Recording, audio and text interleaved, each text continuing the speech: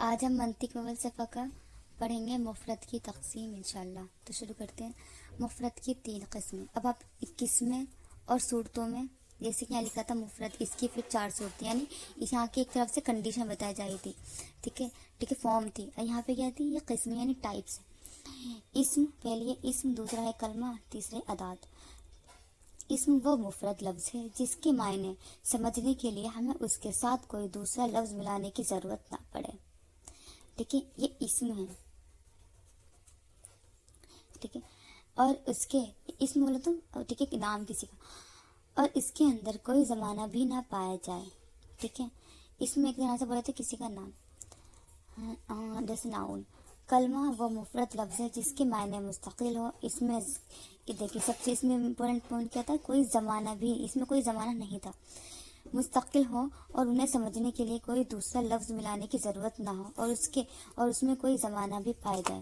دیکھیے فرق کیا ہے اس میں زمانے کا، اس میں زمانہ نہیں پایا جا رہا تھا، اس میں زمانہ پایا جا رہا ہے، جیسے آیا، گیا، مارا، ٹھیک ہے۔ ادات وہ مفرد لفظ ہے جس کے معنی اس کے ساتھ کوئی دوسرا لفظ ملائے بغیر سمجھ میں نہ آئے، جیسے پر، سے، کو، جیسے کہ لائک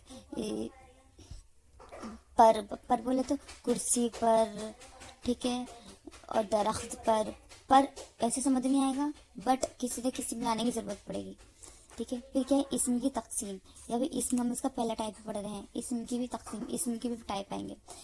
معنی کی وحدت اور کثرت کے لحاظ سے اسم کی 2 قسمیں ہیں، کتنی ہیں؟ 2،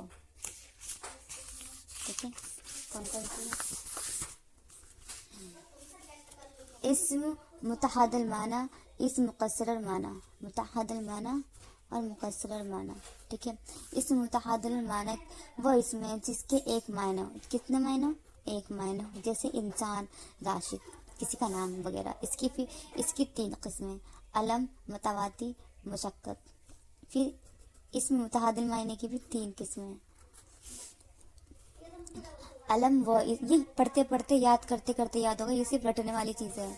علم وہ اسم ہے جو کسی خاص، علم وہ اسم ہے جو کسی خاص شخص یا معین چیز کو بتانے کے لیے بنایا گیا ہو، جیسے حامد، لکھنوی جگر، مادہ بولے تو پیٹ وغیرہ۔ متواتی وہ اسم ہے جس کے معنی اپنے افراد پر برابر صادق یعنی سچے آتے ہوں، جیسے انسان اپنے تمام افراد، زید، عمرہ، بکرا وغیرہ پر برابر صادق آتا ہے۔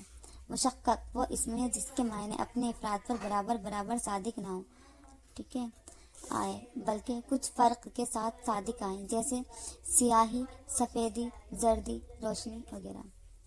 اپوزٹ ہو گیا نا سیاہی سفید کہ اسم متکثر معنی وہ اسم ہے جس کے معنی ایک سے زائد یعنی زیادہ ہو، جیسے لفظ صلاۃ نماز بھی ہوتا ہے، نیک بھی ہوتا ہے، یہ فارسی کا لفظ ہے، ٹھیک ہے، اس کے بہت سارے معنی آتے ہیں۔ نماز اور دعا کے معنی ہیں، یعنی کہ اس کی نماز بھی ہے، دعا کے معنی بھی ہے۔ اس کی پھر 4 قسمیں ہیں، مشترک، منقول، حقیقت، مجاز۔ یہ مزاج نہیں، یہ مجاز ہے۔ مشترک وہ اسم ہے جس کے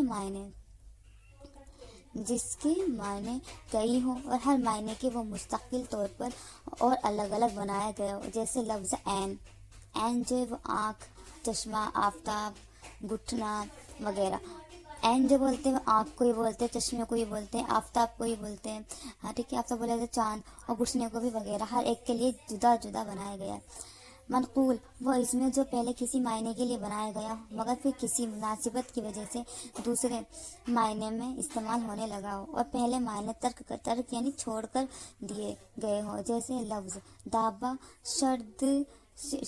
شردہ میں ہر زمین پر چلنے والے دائیں کی وجہ سے ایک گیا تھا، لیکن بعد میں اس کا استعمال صرف چوپایا کے لیے ہونے لگا اور پہلے معنی چھوڑ دیے گئے، یا جیسے لفظ کھلتا اس کے ابتدائی معنی میں ملی ہوئی چیز، لیکن اب اس سے مراد ایک جسم رطب و سیال ہے جو بدن انسان میں پایا جاتا ہے۔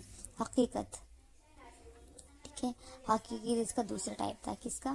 اسم مشکرر معنی، مختصر معنی حقیقت وہ اس میں جو اپنے پہلے اصلی معنی میں ہی استعمال کیا گیا ہو، جیسے لفظ اسد کا استعمال شیر کے معنی ہے، ٹھیک ہے۔